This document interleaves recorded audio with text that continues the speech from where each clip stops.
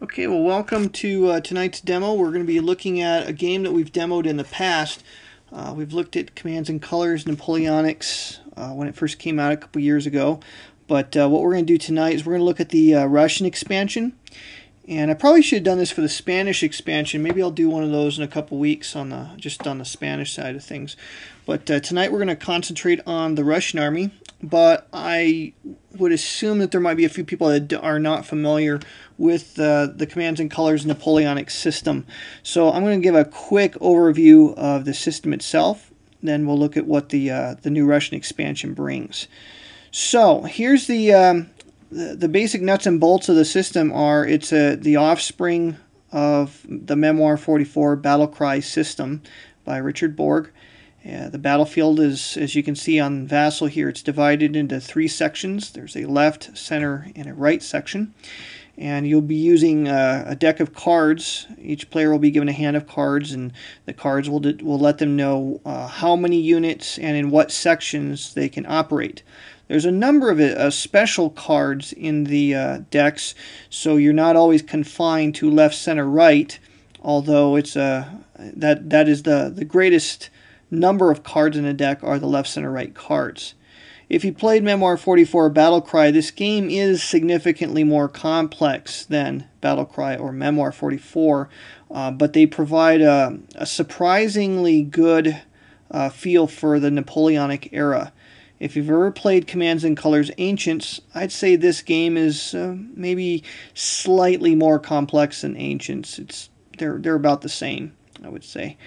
But it's gonna be surprisingly more realistic. I guess you could say a surprising good simulation, considering the simplicity of the rules and how it kind of warps the battlefield into this linear left, center, right perspective. But it actually does this game here does a really good job. I was surprised at how well Ancients modeled ancient warfare. It does a really good job for being such a simple system. This one here is kind of like that as well. It does a pretty fair job of modeling Napoleonic warfare. Napoleonic warfare, you have a lot of infantry, cavalry, and artillery working in a kind of a symphony. You're trying to use your combined arms to your best advantage. The counterpart to a charging cavalry would be for the infantry to form square. Obviously, artillery couldn't do that, so you need to protect your artillery from charging cavalry. And there's this whole rock, paper, scissors like feel to it that cavalry can defeat your artillery. Artillery can really beat up infantry, but the infantry can repulse cavalry fairly handily. So you have this kind of balance here, and the game system here does a pretty good job of modeling that. One of the things that happens in this game system that you're not going to see in the other games, at least none of them come to mind, is that in combat you're going to roll a certain number of dice, but in this game the number of dice is tied to the number of blocks. So as a unit loses blocks, it loses dice. Just to give you a quick understanding of that, I'll take this French line infantry. I'll just kind of move him so you can see who I'm talking about. This guy here, this line infantry, consists of 4 blocks. And if you open the Charts tab in the Vassal module, just click on Charts in the toolbar, and you'll click on the French tab, and there'll be a couple panels, French 1, French 2. Just look at French 1, and you'll see line infantry. A full unit consists of 4 blocks. It can move 1 hex in battle. It can move 1 hex, and then it may it has to stop after that. But it may battle after moving 1 hex. The battle column tells you that it rolls 1 additional die against infantry in melee only. There's 2 kinds of combat. There's melee, which is like close combat in Memoir 44. That's when you're adjacent. So if this line infantry were adjacent to the Cossacks here, in that case they would roll 5 dice because they're adjacent to them. Now, actually, Cossacks aren't infantry. If it was adjacent to infantry, like this light infantry, then it would roll 5 dice in combat, provided it has 4 blocks. So that's how melee works. Ranged fire is calculated at 2 hexes. for infantry. Infantry have range fire capability that can fire 2 hexes away, so this line infantry could target the Cossacks, and he would basically, because he's got 4 blocks, he would roll 4 dice. If the line infantry were down to 1 block, it would roll 1 die. And of course that can be modified by terrain. I'm just taking consideration that no terrain is involved. Hills can block line of sight, like you would imagine. So the line infantry right now that I've activated, he can't actually see those light infantry in the woods because of the intervening hill. If he were positioned here, he would have line of sight to those line infantry. If you're adjacent to an enemy, you cannot engage in ranged warfare. You have to do melee instead. Now there's light infantry in the system. Light infantry for the French are going to throw dice equal to the number of blocks plus an additional die. So they're very capable in that. And if you move a unit, you can still engage in ranged combat, but you're going to throw fewer dice. So French infantry units that move 1 hex engage in ranged combat, they're going to throw 1/2 the number of blocks rounded up. So if you have 3 blocks, you'd roll 2 dice with that. Now if you had 3 light infantry and they move, you'd throw 3 dice divided by 2 rounded up. That's 2 dice plus 1 additional because it's light infantry. That's where things can get a little complex, is remembering all of the nuances for the different classes of infantry and cavalry. So that's just a rough assessment of how the basic game works. Artillery can do melee, of course, but it can also do range fire at a greater than 2 hex range. So if you look at panel 2 of the French tab in the charts, scroll down to the bottom, very, very bottom of that, and you'll see that foot infantry have a maximum of 5 hex range. They'll throw 4 dice in melee, provided that the artillery unit has at least 3 blocks. Or, excuse me, at least 2 blocks. There are 3 blocks when they're at full strength. So whether it has 3 blocks or 2 blocks, it'll throw 4 dice at a 1 hex range, 3 at 2 hex range, and 3 hex range, and it'll throw 1 die at 4 and 5 hex range. Horse artillery throw fewer dice, but they have another advantage. Horse artillery can move, they can either move 1 hex and still battle, or they can move 2 hexes and not battle. Foot artillery, they can either move 1 hex or they can battle. You can't do both. In that way, they're kind of like artillery in Memoir 44. Now the horse, when you're down to 1 die, or excuse me, 1 block with your foot and horse artillery, notice that you will be throwing fewer dice and the range will be decreased by 1 hex. So that's how artillery will work in the game. And again, they're bound by line of sight. You can fire over the heads of infantry, provided, or friendly units, I should say, provided the friendly unit is closer to the firing artillery than to the target.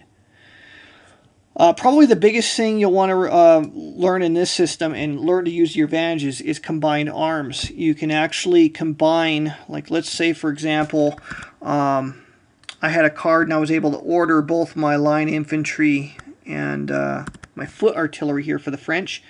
I can do this. I could move, my line infantry can move 1 hex, and I'd mark him as the attacker. I could take the artillery, mark him as the attacker, and the Cossacks, I'd mark them as the defender. In this case here, those 2 units, ordinarily in the Borg systems, you throw each unit attacks individually, but in this system there's something known as combined arms, and so artillery can combine with either infantry or a cavalry unit, and the 2 guys can work together to gang up on a single defending block. And that's kind of a cool little attribute of the system. When you can set up combined arms attacks, you can throw a ridiculous number of dice. In this case here, I'm going to look at the charts again. For terrain, you'll notice the Cossacks are up on the hill and battling uphill. The infantry are going to throw 1 fewer die, and artillery firing uphill is not impacted whatsoever. So artillery at 3 hex range for the French, I want to say is 2 dice. Yep, it's 2 dice for the artillery unit. And then the line infantry, they throw 1 die per block, plus 1 if they're attacking infantry in melee. Well, Cossacks aren't infantry, so they would throw 4 dice, minus 1 because of terrain. So a total of 3 for them, and you would add that to the foot artillery. So a total of 5 dice would be cast here in this single attack. So that's one of the cool things you'll try to set up when you're playing is these combined arms attacks. One of the other nuances to the Napoleonic system is that cavalry units can retire and reform, and what that means is they can jump backward. It's kind of like evasion in Ancients. They can move backwards 2 hexes, and in that case, cross swords and flags have no impact on the outcome of the battle. Only the unit symbol will actually harm it. You can still be destroyed, of course, but chances of being destroyed are minimized. Now, in this system, unlike Ancients, if there are not 2 hexes for them to move back into, then they can't retire and reform. You've got to go back 2 hexes. So here for the Cossacks, there's not enough room behind them. You have to go backwards towards your battle edge. You can't retire and reform sideways. So he's actually kind of blocked. And again, there's no stacking. You can only have 1 unit per hex. So in this case, he wouldn't be able to actually do that. So that's how retire and reform works with cavalry. You'll want to use that. And again, that's only to prevent or to slide away from a melee situation. Alright, so let me get rid of all that stuff, put everybody back. Let's talk about squares really quick. This is an important thing. If you look at the terrain tab in the charts in the module, you'll find that there's the column that'll let you know where and where not infantry units may form square. I think all of the infantry can form square except maybe militia. I'd have to look it up. I think maybe militia can't, but other than that, I think every infantry unit can form square. And you can form square regardless of the number of blocks in the unit. And here's how squares would work. Let's say that this light cavalry unit was going to attack the line infantry here. How it would work is, first of all, we'd look at the charts and we'd look at the Russian column, the Russian tab, and the Russian 2 page of that tab. And this is light cavalry, and light cavalry are going to throw, if you look at the blocks per unit column, you'll see that there's 4 little blocks there. So he's going to throw 4 dice in melee combat. The infantry unit has a choice. The player controlling the infantry unit can choose whether to form square or to not form square. If he chooses not to form square, well, this light cavalry is going to throw 4 dice, and if compelled to retreat, the cavalry can advance 1 hex and an additional 1 after that and attack again. It's kind of like momentum in Ancients. But unlike Ancients, only cavalry can do that in Napoleonics. So infantry, even if you're led by a leader, they can't do that follow-on attack. Square is probably a better option. It's almost always a better option. But there's a downside to square. Here's what happens when you put a unit in square. Let's see, what is it? There's a bunch of shortcuts in this module, and I can't ever remember them all. Alt-H puts them in square. Okay, if the defender forms square, the defender actually gets to fire first. And in this system, just like Ancients, there's a battle back mechanic. So if you attack and the unit that you attack is not destroyed or displaced from its hex, it will be allowed to battle back, barring any terrain prohibitions. So in this case here, though, the defender, when you form square, he gets to fire back, but he only fires with 1 die, regardless of the number of blocks. So he'd throw 1 die, and here he threw a cavalry symbol. That would take a block off of the cavalry unit. If he throws a flag, the cavalry unit must go backwards. It must bounce away from the attack. So, and if a flag is rolled, then the attacking cavalry does not get to throw any dice whatsoever at the square. If the attacking cavalry is not bounced, they throw 1 die, regardless of the number of blocks, and that can't be increased by any card effect. So it's only going to be a maximum of 1 die. And if they roll the unit symbol, sabers, or a retreat symbol, then they've got to go backwards. And square cannot retreat, so flag's going to score a hit on him. Just like in Ancients, adjacency can help support. So if units are adjacent to one another, they can ignore flags. However, here's the thing about squares is squares, let's see, I want to make sure I get this right. I believe it's squares can give support but not be the recipient of it. The idea being that if you're in a square, you are vulnerable to flag die roll results. The other main thing that happens when you're in square is you lose a card from your hand temporarily. So as long as that unit is in square formation, one of the cards from your hand is randomly removed, and the module will do that for you and sent to the square display, which comprises the right-hand half of your screen. So in the module, it's color-coded. So if you have one unit in square, it'll go into the number 1 slot. The second unit you have in square goes in the 2 slot, and so forth. And so as those units come out of square, then you get the card back that matches that particular color. For the physical game, I think they're numerically keyed to one another. Bottom line is, just forcing your opponent to form square can screw up their plans because it takes a random card out of their hand temporarily. But attacking squares is best left to infantry and artillery. You don't want to use your cavalry to bang away to square unless there's maybe only one block left in it or something like that. It's kind of like attacking elephants in Ancients. It's if you've got cavalry, it's just not a good idea. So that's how square works in the game. So let me take this guy out. All right, so any questions about the Napoleonics system? I think most people here are probably familiar with it, but that gives you an idea. That's just a really rough overview of this system. Okay, any of the rules I screw up in this, remember you can get the rules for the system on GMT's website, and I'm constantly mixing up the thing with the square, so you might have to look that up later. I don't have my rule book handy in front of me at the moment. We'll go ahead and move into the next segment. We're going to talk about the Russian army. Actually, give me just a second here. I will grab my rule book quick.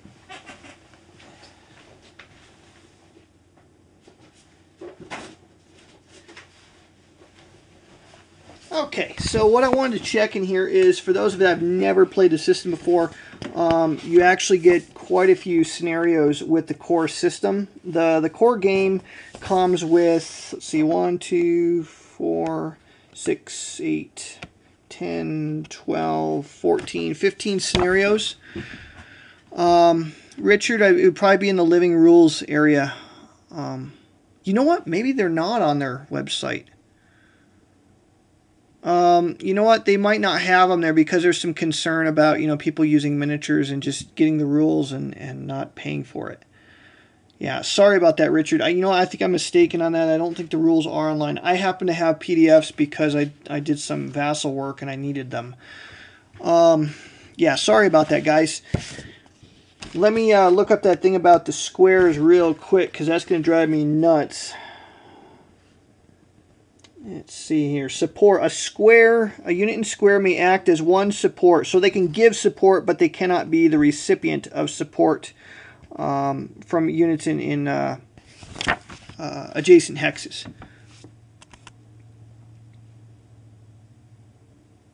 Okay, so the core game, like I said, it has 15 scenarios. They all involve the French and the British. Most of the scenarios are from the Peninsula War. And then you have the Battle of Waterloo and Catebras, I think. And maybe one other from southern France. Combat at Air, yeah. There's one from southern France that took place after the Peninsula War. And then you have Catebras and Waterloo from the final 100 Days campaign. So that's what you get with the core system. And now the Russian expansion. So this is the second expansion. I think the website still lists it as number 4, but it became number 2. And it brings some new stuff to the table. First of all, let me talk about the new Russian units. They're a little bit different from the French, and they're certainly different from the Spanish. Each nationality has its own flavor. The Russians tend to have fewer blocks in their infantry. Their infantry units at full strength have 3 blocks. And I'm going to put an asterisk next to that because there's a way that they can get a 4th block. But I'll explain that in just a moment. But ordinarily, when you set up, you put 3 blocks on the table. But here's the cool thing. They fire 1 die per block in range battle and in melee. Whenever they move and they want to fire, they throw half the number of blocks rounded up. So they're like the French in that regard. For melee and battle back, it's 1 die per block. Their morale is very cool. They may ignore 1 flag.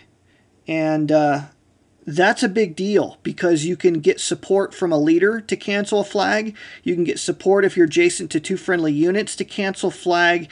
And then the Russians by themselves, the line infantry, can ignore 1 flag. So you got to throw a bunch of flags just to get them to back up. That is, unless they want to retreat. If they do choose not to ignore flags, then they have to retreat 1 hex for each flag. The Russian light infantry is every bit as good as the French light infantry. They have 3 blocks, which is fewer than the French, but they throw 1 more die in range combat. They may also ignore a flag if they wish to do so. The Russian grenadier infantry have 4 blocks. These guys fire 1 die per block, and their moving fire, if they want to move and shoot ranged fire, it's half the number of blocks rounded up again. And the grenadiers, as you would expect, can ignore 1 flag. Russian Guard light infantry. These guys we don't have any in this battle, but Guard light infantry have 4 blocks. And light infantry can move 1 or 2 hexes. If they move 2 hexes, they can't battle. They fire 1 die per block. Range fire, they get to throw an additional block. And again, you round blocks up if you fire and move. They may ignore 2 flags, the Russian Guard light infantry. All right, so now the Russian Guard grenadiers. These guys, they have 4 blocks. They fire 1 die per block, plus an additional die in their range fire. Melee, they fire 1 die per block, plus an additional block. They may ignore 2 flags. Militia is pretty much like the French militia. They're not really capable. 1 die per block. There's 4 blocks in the unit. For melee, they don't hit on sabers, and they don't ignore flags. And on the contrary, when you roll flags, they have to retreat 3 hexes for each flag. So the Russian militia infantry is pretty weak. Russian light cavalry. Now, this is the first nationality. British cavalry is pretty terrible, and the more or less terrible. I think the guards are okay, but most of the British cavalry is just pretty weak. And the Portuguese and the Spanish, it's mediocre at best when it comes to the cavalry. They really can't stand toe-to-toe with the French cavalry. The Russians are the different. There's something different going on with them. These guys can be the equals of the French when it comes to cavalry, and it's the first nationality that can really go toe-to-toe with them on cavalry and be their equal. Russian light cavalry, just like the French, they have 4 blocks in the unit. They melee with 1 die per block. They may retreat one hex for each flag. They can retire and reform. Russian heavy cavalry have 4 blocks in the unit. They move 2 hexes rather than 3. The light cav can move 3 hexes. Heavy cav, they move 2, and they get an additional block in melee.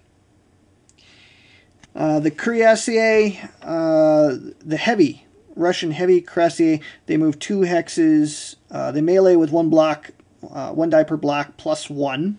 But the cool thing is they can ignore 1 flag, and they can also ignore.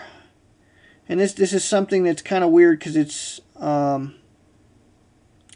They can retire and reform when in melee, when attacked by infantry, etc. But the cool thing is they can ignore 1 hit when attacked in range combat by infantry.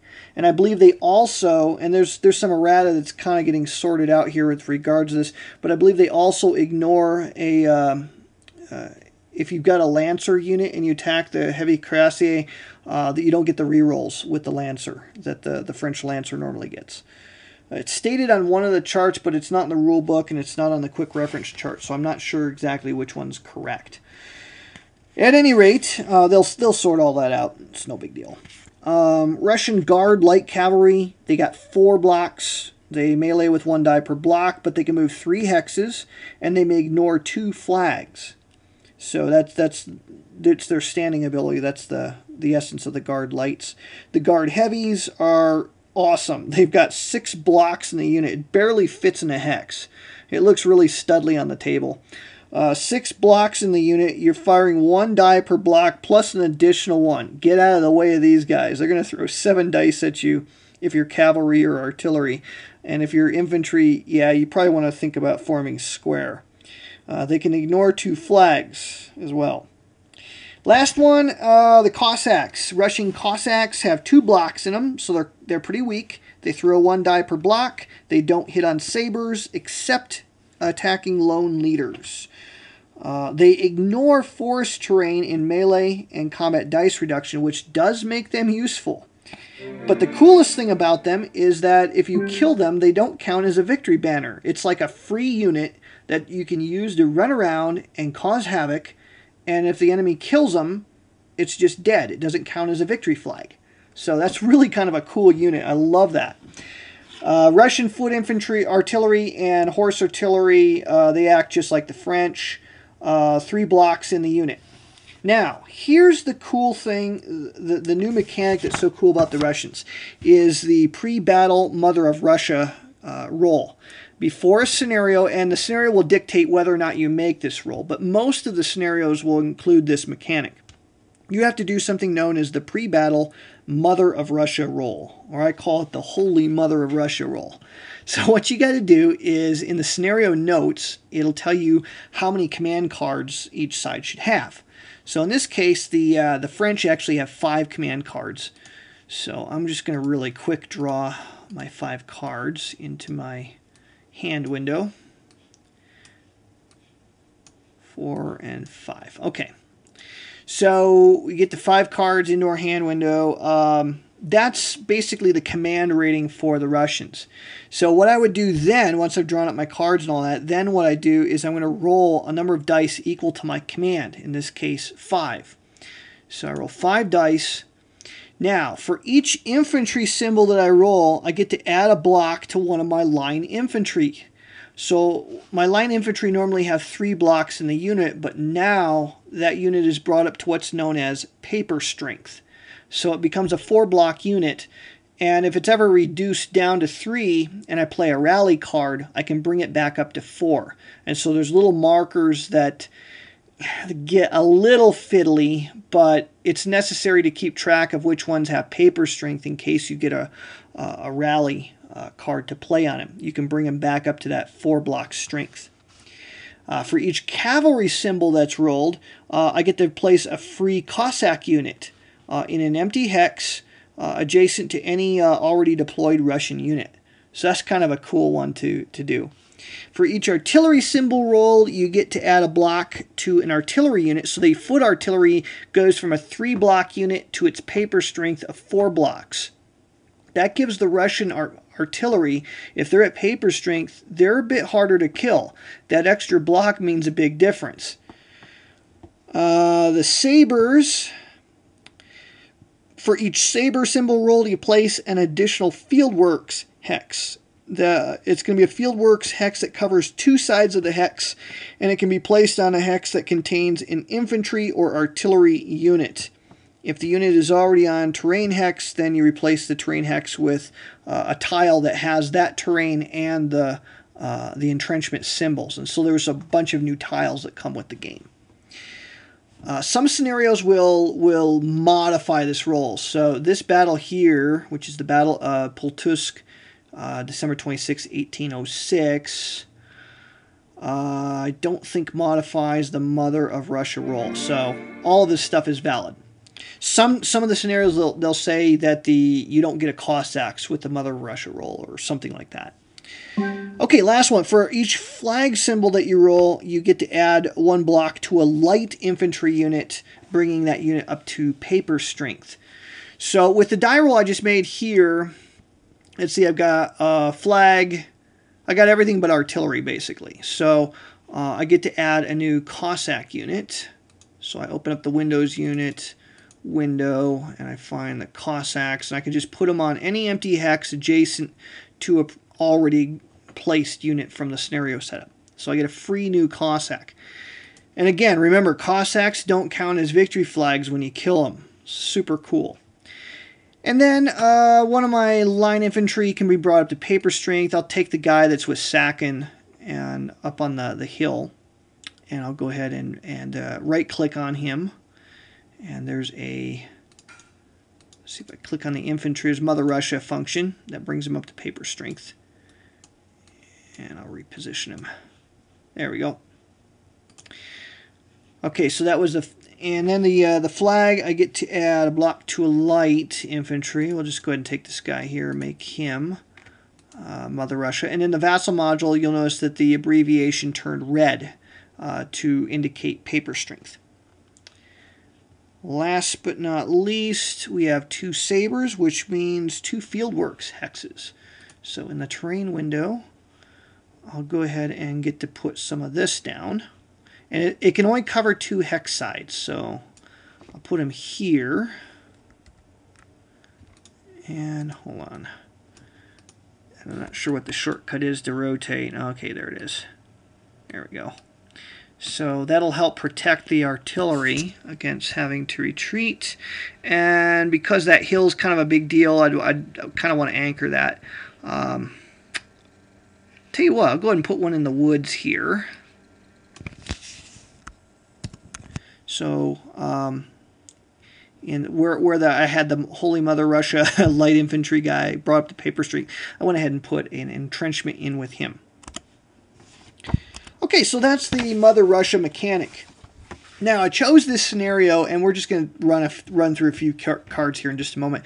But I chose this scenario because it's got some of the cool new victory conditions that you're going to find in some of the scenarios.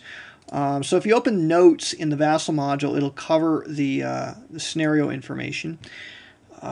Down toward the bottom, the special rules, it says that the 4 Mostachin Woods hexes, I think I'm saying that right, or maybe it's Mostachin Woods hexes, form a temporary majority group victory to the side that occupies an absolute majority at the start of its turn.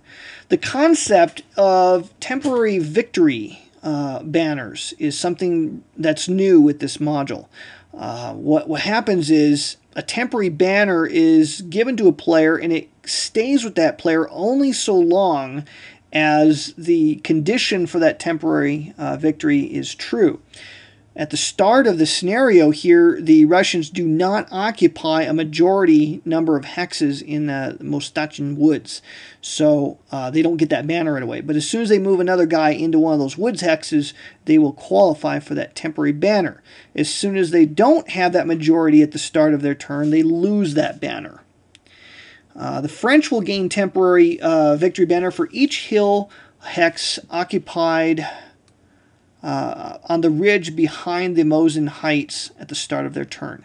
So that's the you'll see that there's a row of hills that's closer to the Russian edge of the board where the leader Sakin is located, for example, and they have a red, or excuse me, a green border around the hex. That's to remind you that that's a temporary victory banner for each of those hexes. For each town hex, each town hex in the module is a temporary banner for the French. The bridge is a permanent victory banner worth 1 banner for the French player only when occupied at the start of his turn. And so the difference between a temporary banner is for the French, if they get up into that bridge hex, they get that banner at the start of their turn. If they're in that hex at the start of the turn, they get that banner and they can never lose it, even if they're forced out of that hex. Whereas with the temporary banners, if they're forced out of the hex, that's when they lose it. So those are the key elements to the Russians. There's a little bit of new terrain that we don't have in this module. There's church terrain, there's a marsh, there's frozen lakes. There's a scenario that has some frozen lakes, which is kind of cool. They don't block line of sight, obviously, but you can move on them, but you have to move a little slower, and you may battle on the same turn that you move onto a frozen lake hex, but a unit that's on that frozen lake hex, you're going to reduce your battle dice by 1 when you're in ranged or melee combat. So that makes for some interesting combat situations that we haven't seen before. There's also some new 4-sided field works that's kind of new. So as far as scenarios, there are, let's see here, I haven't counted them all. 1, 5, 7, 9,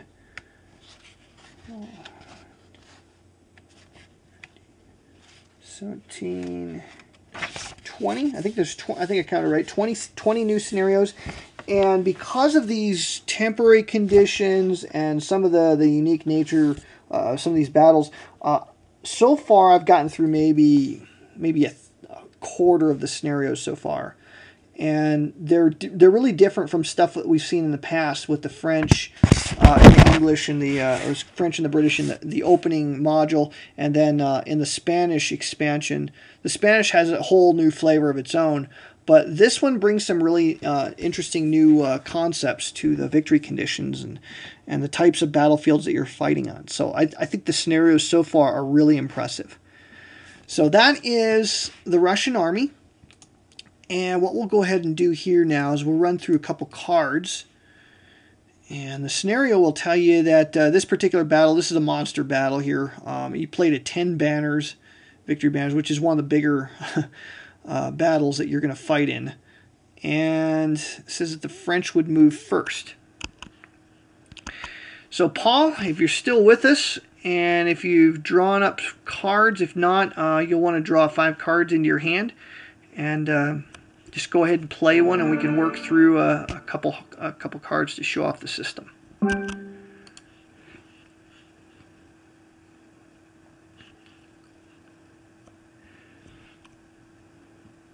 Okay, well, the Scout Left Flank card is pretty much like what you'd have with the Recon cards in Memoir 44. It's a pretty cool card because you get to kind of feel out the enemy position, and then if you've got a lousy opening hand, it's a great card to start with too, because then you get to draw 2 cards and pick one for your discard. So what you'll want to do then is activate a unit in that left flank area, and remember, if a hex straddles 2 areas, it counts as part of both areas. And if you activate a hex that has a leader in it, the leader can he moves right along with the activated unit.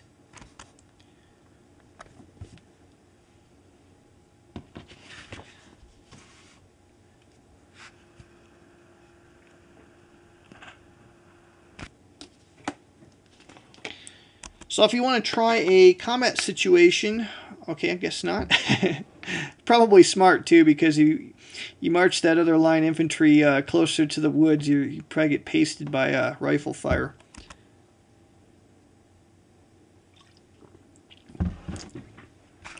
Okay, so activating 1 unit. Line infantry can only move 1 hex, unless the card dictates otherwise, which this one doesn't. He does not have a battle opportunity because range fire is 2 hexes, and my closest guy is 3 hexes away. So that'll conclude Paul's half of the turn, and he'll just discard his card. And then what you'll do, Paul, is draw 2 cards out onto the map, pick one, put it in your hand, and put the other one into your discard pile.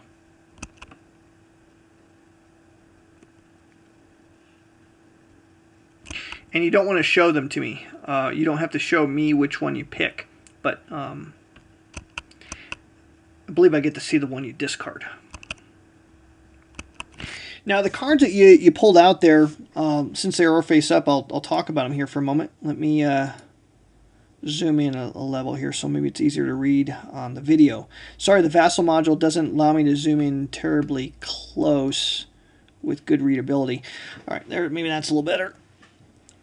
Okay, so with the leadership card, what that does is allows you to issue an order to all of your leaders.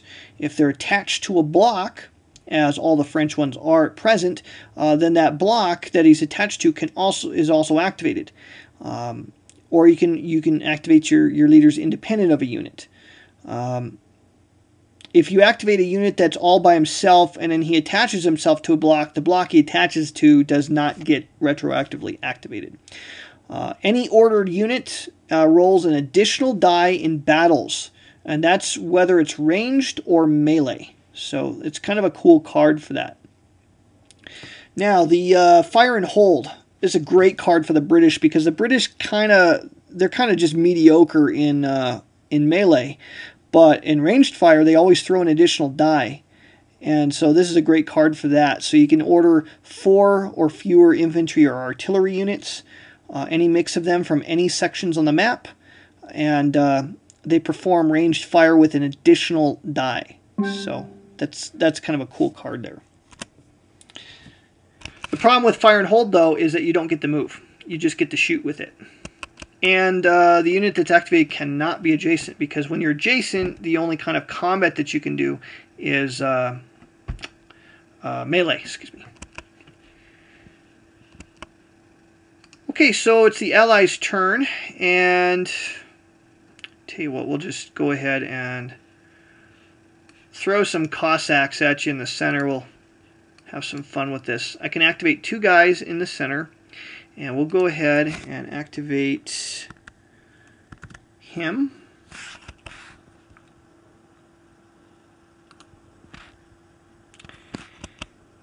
And let's see here. Kind of a tough call what I want to do here.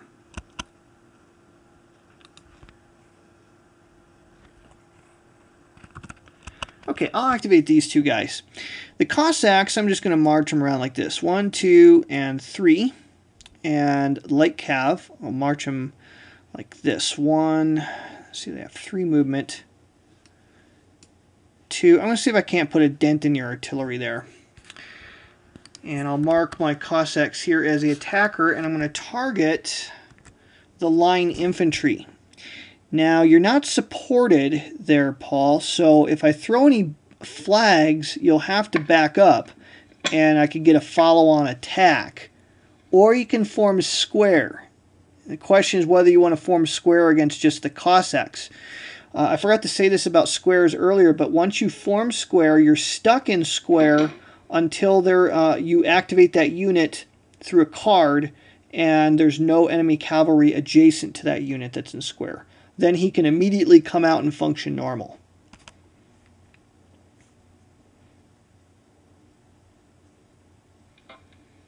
I'll just stay as line. Okay, so what will happen is I'll throw 2 dice, and well, this is what I do in demos. I throw dice like that. I threw a cavalry and a artillery symbol, which is pretty horrible, and that was a big miss. So you now get to battle back with 4 dice. Remember, you're battling back against Cossacks, not infantry, so you don't get the bonus die. And that pretty much annihilates the Cossacks. But since he's not a banner, I'm just going to go ahead and delete him. So that was very unfortunate for me. Next, I'll go ahead and use my light cav to target your field artillery. And field artillery, of course, can't form squares, so I'm going to throw 4 dice. Unless you have some kind of a... It's not called ambush. Can't remember what it's called. Fire first or something like that. Fire first or something like that. First strike. Thank you, Charles. No strike. Yeah, no cap.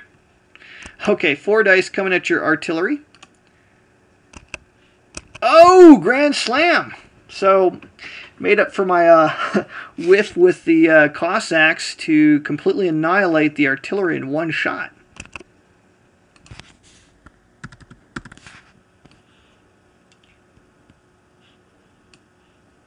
So cross swords, and I got 2 cross swords and the artillery symbol. If I'd thrown 1 less hit there, the flag could have been ignored because it's adjacent to more than 1 friendly unit. Of course, if you're down to your last block, the foot artillery would only throw 3 dice in melee. But now here's the cool thing. Since the unit was destroyed, I now have the opportunity to advance into the vacated hex and then move one additional hex if I want, and attack again. In this case, I think I'm going to go ahead and stay there, but now I'm going to use my follow-on attack against your light infantry. And now you might want to think about forming square, because I'm going to throw 4 dice and you're not supported.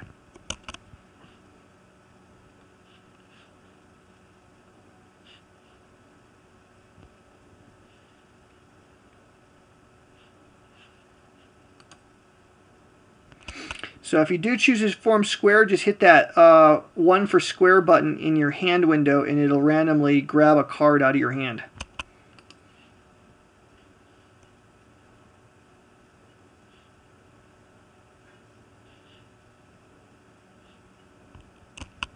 And make sure you use... You can see that, Joel? Yeah, I see it on the board. It's face down. Make sure you use that function in the module, because you don't get to pick which card it takes out of your hand. It's done blindly and randomly. But now you throw 1 die back at me. And that's a miss. And I only get 1 die back at you, which is a hit. So he'll take 1 step loss.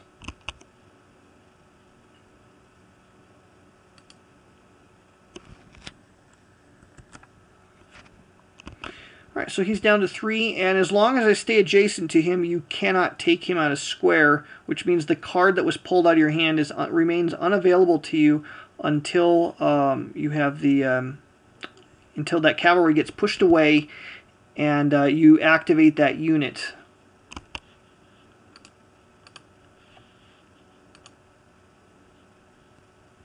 So you'll be up with your next card there, Paul.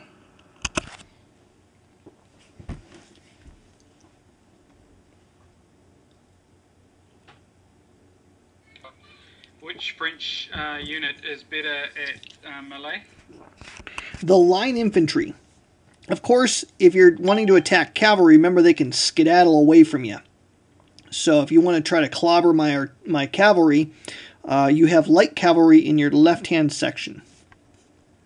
Otherwise, your line infantry could, blaze away at him, and I'd pretty much be forced to retire and reform.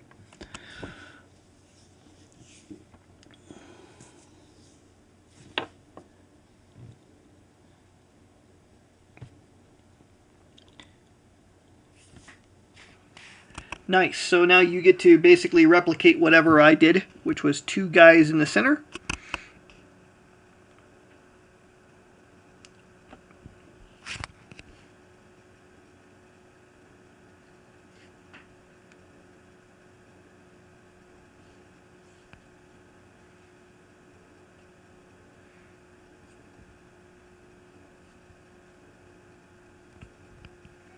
Right, Joel, do I select the other unit to move now?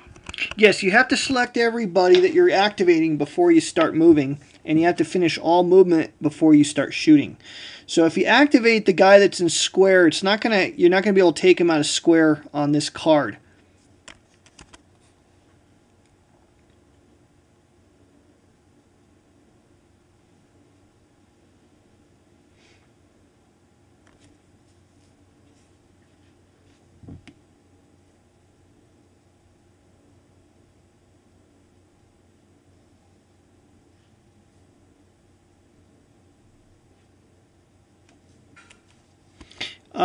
You may, if with light infantry, you can either move 1 hex and battle, whether it's melee or ranged, or 2 hexes not battle. So by moving him 2 hexes, remember you can't battle with him.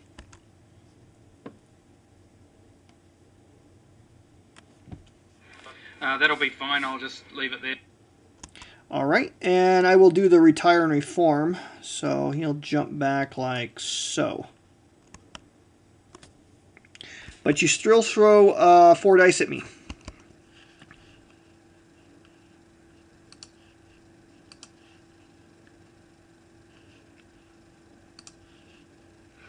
I'm rolling like you, Joel. Yeah, no joke. I kind of wish I'd stood there now.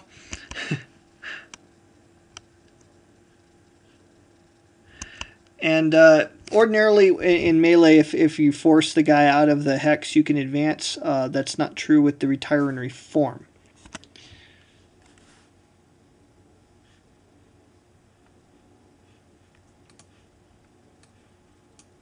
Forgot to draw my card from last time. Okay, I'll do one more card here. Recon and Force gives me 1 in each section. So we'll just, let's see here.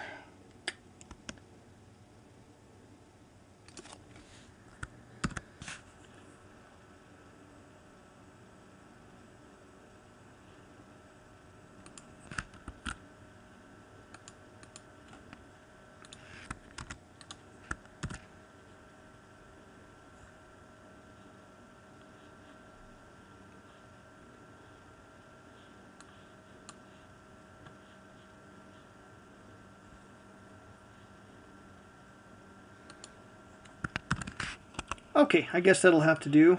I'll move the card aside.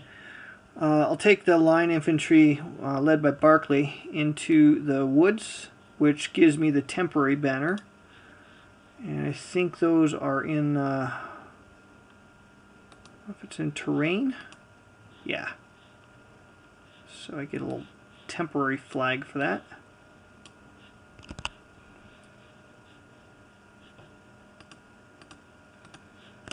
Okay, and I'll try something nasty here. If I do this, then I can keep you in square, provided I don't bounce when I attack your light infantry here in a moment. And I've got some Cossacks I want to play around with.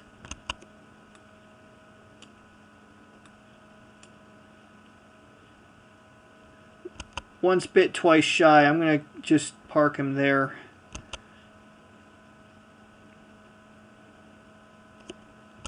Okay, so I only have one attack. I'm going to take a stab at those light boys there. They don't have a retreat path, and it's up to you if you want to form square with them or not.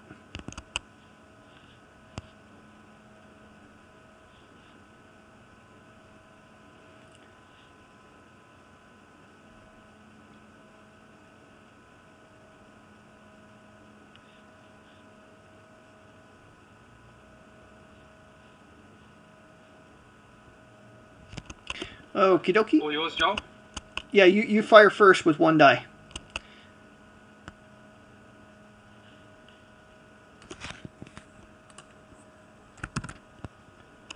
Alright, so I take a hit, and I'll throw 1 die back.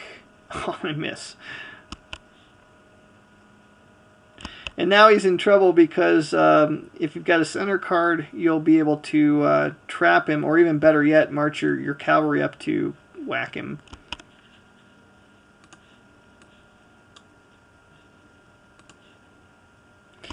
But the advantage to that move is I put 2 of your guys into square, which kind of screws up your hand. Now, if I play a card like Bayonet Charge, which activates infantry units, will those units come out of square? Not if, when you order them, there is a cavalry adjacent to them. Right.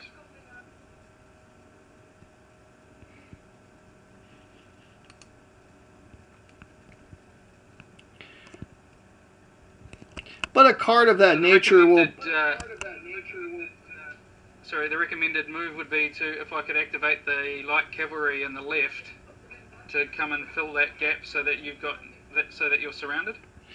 That would be an option, or if you have like bayonet charge, the divisions on the battlefield are relevant. So you could activate infantry like, say, this guy, and that would probably be enough to clobber my cavalry.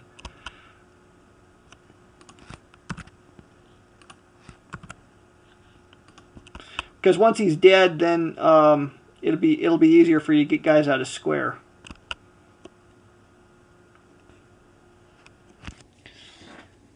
So the bayonet charge, you'll see the +0, +1 notation on it. How that works is you can order 4 or fewer infantry units only.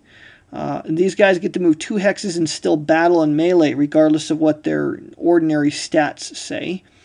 And the ordered units can't do any shooting. You can't do any ranged fire. It's got to be melee if you're going to do any battling. But if you have guard infantry, whether it be grenadier guards or just it just says young guard or old guard, if it's any guard class infantry, then you do get an additional die above and beyond what the unit ordinarily throws.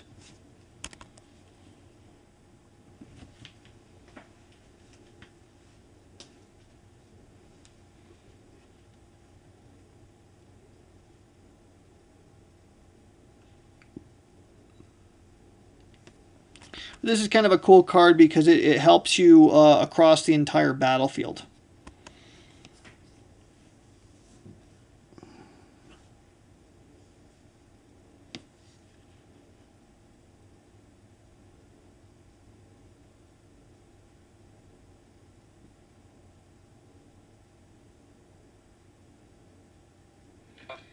So we just select the units to fire, 4 of them. Yeah, do them one at a time. That's probably overkill there. If you wanted to move, those 2 guys on the right towards my lines, you could do that because I can't retreat into either of those hexes.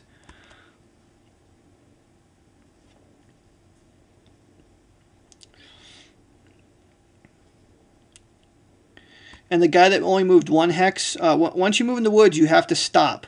But the guy that moved in the open, he could continue on a 2nd hex up the hill because of the bayonet charge card, and then take on one of my Cossacks. Preferably one that doesn't have a retreat path.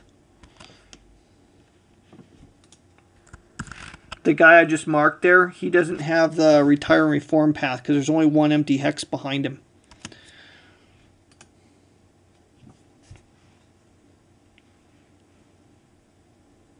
Okay, now you had 2 options there when you moved him forward. You could have moved him where you did in the open. If you move up the hill, the advantage here is you're battling from hill to hill, which in this game makes a difference. On the charts, on the hill column, if you're battling hill to hill, there's no effect for melee. There's only a negative effect if you're doing ranged fire. Whereas if you attack up the hill, then it's a -1. So you actually throw more dice if you move up to the hill.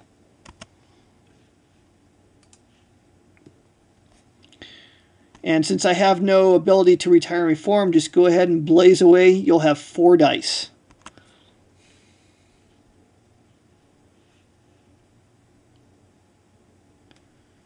And that'll pretty much clobber him. And since he's a Cossack, though, I'll just delete him.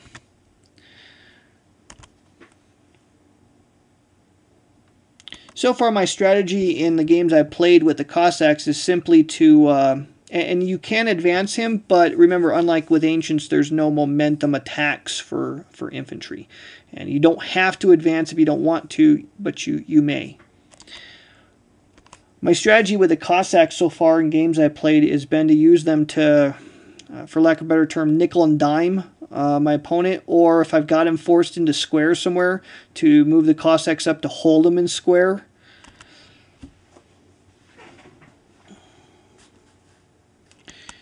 Now for the attack on the light cavalry, remember you attack individually, so you'll have to do those one at a time. And the guy that moved into the woods, one of the effects of woods is that you can't battle on the same turn that you enter them.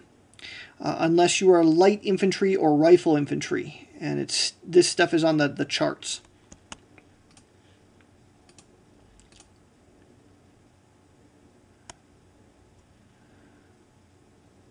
So for your I'll attack from the left there with the leader unit. Okay, so 4 dice. Okay, so you got a flag and cross swords are going to hurt me here. Unlike with Ancients, the flag only makes you bounce back 1 hex, not your full movement rating. So I'm going to lose 1 flag for the cross swords and 1 flag or 1 banner, excuse me, for the flag symbol that was thrown. So I've still got 1 block left, and I'll battle back with that. Of course I missed. Now if I'd hit you, if you take a block off of a unit then that has a leader attached to it, then you have to roll 2 dice, and if they're both crossed swords, the leader is killed and counts as a victory banner. If the last block in a unit with a leader attached is killed, then you only roll 1 die, and if it's crossed swords, the leader is also killed. Next unit this time.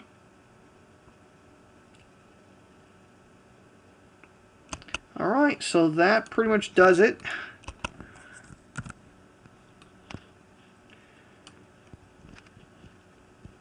And so next, during the next turn then, you would be able to, if you had the cards, assuming you had the cards in the center there, to activate those guys that are in square, you could activate them, take them out of square immediately, and move them normally. You'd also get the cards that were taken out of your hand, you get those back into your hand, which you could then use on the following turn. Okay, so that's pretty much the system and what I had planned to show tonight. So hopefully you got an idea of how of what the Russian scenarios bring to the table. I'll say one more thing about the Russians. There's a really cool scenario where you're doing a fighting retreat as the Russians, and you get points by exiting off the I want to say it was the rear left-hand sector of the Russian half of the board. And it's really kind of a cool scenario because you get banners, but for each of your guys that exits off of that counts as a victory banner for the Russians. But you don't want to run backwards too quickly or your army kind of falls apart on you. So you have to kind of keep this steady backward movement going on before you get overwhelmed by this very large French force. It's really kind of a unique take. Hadn't really played a scenario quite like that. So that was one that was quite a bit of fun. I think it was Gulimin, 26 December 1806, same day as the Battle of Pultusk here. But it was a pretty cool battle. We played that one the other night, and had a lot of fun with that one. So there's definitely some cool stuff here in the Russian expansion.